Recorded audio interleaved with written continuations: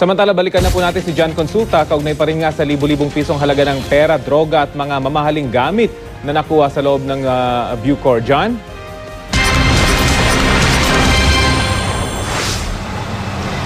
Rafi, kaliwat ka ng paglabaga ang nakita ni Secretary Laila De Lima. Kasama niya ang mga tauhan ng NBI, PIDEA, NCRPO at mga tauhan ng PNP Special Action Force. Ito'y matapos nga nilang salakayin itong loob ng National Bilibid Prison Maximum Compound at ito'y matapos nga makatanggap ng mga ulat na patuloy ang sinasagawang operasyon ng illegal na droga sa loob mismo ng NBP. Pinasok ng dandaang tauhan ng NBI, PNP, SAF, PIDEA at NCRPO ang maximum compound ng National Bilibid Prison na may lawak na 9 na hektarya. Pinapasok sa kanilang mga selda ang may 16,000 inmates bago sinimulan ang pinakamalaking operasyon sa kasaysayan sa loob ng Bilibid.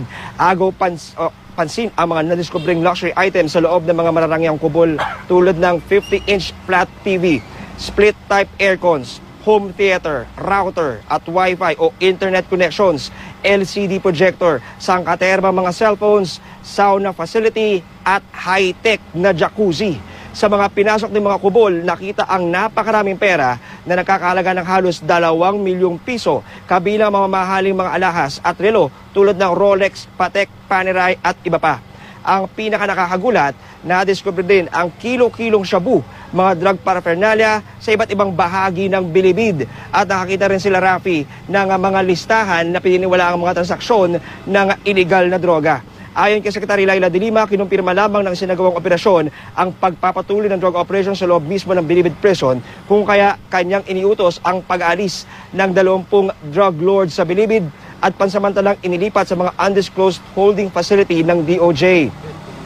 Ayon pa kay De Lima, magkasagawa sila ng investigasyon para matukoy ang lawak ng operasyon ng illegal na droga at makilala ang mga nakikipagsabwat mga opisyal ng Bucor para mapagpatuloy ang ganitong illegal na gawain sa loob mismo ng kulungang pasilidad ng gobyerno. Sa ngayon ay inialis na nga, Rafi, ang may 20 drug lord inmate dito sa Bilibid at sabi ng kalim ay walang munang dalaw at walang anumang uri ng komunikasyon para sa mga ina-isolate na mga pininiwalaang nasa likod ng drug operation dito sa Bilibid. Samantala, iniutos na rin, Rafi, ni Secretary De Lima ang agad na paggiba doon sa mga mararangyang mga kubol at kanyang pinapasira na rin ang anumang pasilidad na hindi naman talaga dumaan sa tamang proseso at bakas ang malawak na paglabag sa regulasyon ng Bucor. Yan muna latest mula pa rin dito sa Bilibid. Balik sa'yo, Rafi.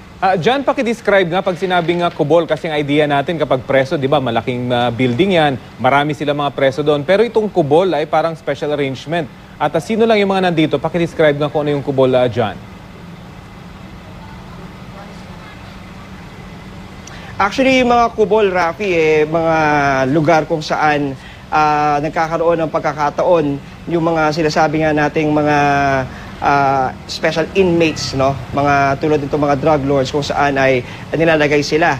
At sinasabi dito sa Intel report na nakuha nga ng Department of Justice na nagkaroon ng pagkakataon na magkaroon ng special na pabor itong mga drug lords at nakapagpatayo nga itong mga mararangyang kubol. Ang original na disenyo dapat ito, Rafi, ay simple lamang lugar kung saan ay maaaring tigilan ng mga inmates.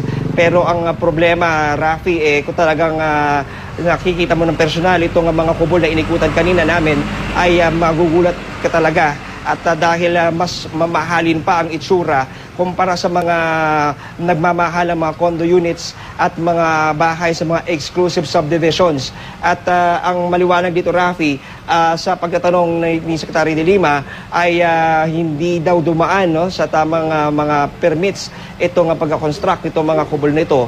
At sinasabi rin nila na yung ilang mga pasilidad, ang paliwanag ng mga drug lords na nakapanayam natin, sinasabi nila yung ibang mga pasilidad dito ay mula raw sa mga donasyon ng iba't ibang mga foundations at ng kanilang mga kaanak at ginagamit naman daw para sa mga ibang mga inmates para sa kanilang rehabilitation. Pero ayon kay Secretary De Lima, ito'y maliwanag pa rin na paglabag sa regulasyon ng Bucor at hindi maaaring itong palagpasin kung kaya sigurado daw na may mananagot, Rafi. At dyan, hindi ba na i-inspect ito ng mga opisyal ng Bucor, lalo na yung mga kaloob-looban, nitong mga kubol na ito kung saan makikita nga may mga jacuzzi. Malino na paglabag ito kung nakita man lang ng mga opisyal dyan, John. Alam mo, Rafi, ang paliwanag dito ni Secretary de Lima, dito sa loob ng Bilibid, ang nangyari daw ay yung mga drug lords na pumapasok dito ay kinukuha ng mga gangs dito sa loob ng National Bilibid Prison. At ang nangyayari daw ay sila ang nagsisilbing protektor ng mga drug lord. At kung kaya't yung kanilang kapalit ng halaga na kanilang binibigay o benepisyo na nakukuha ng mga gangs ay binibigyan nila ng pagkakataon na gawin ang anumang gusto ng mga drug lord, at kabilang na nga rito yung pagkapatayo ng mga mararangyang mga kubol. At ayon kay Secretary de Lima ay ginamit na nga raw itong paraan para doon sa loob mismo ng Bilibid mag-establish ng kanilang mga base para nga sa kanilang drug operation, kung kaya't minabuti nga nila na magkaroon ng talagang masinsing pagpaplano. Tumagal daw ito, Rafi, no, ng 3 buwan na kanilang paghahanda, at kabilang na nga rito yung kanilang mga intel reports, yung pagpasok mismo sa loob ng kanilang mga undercover agents.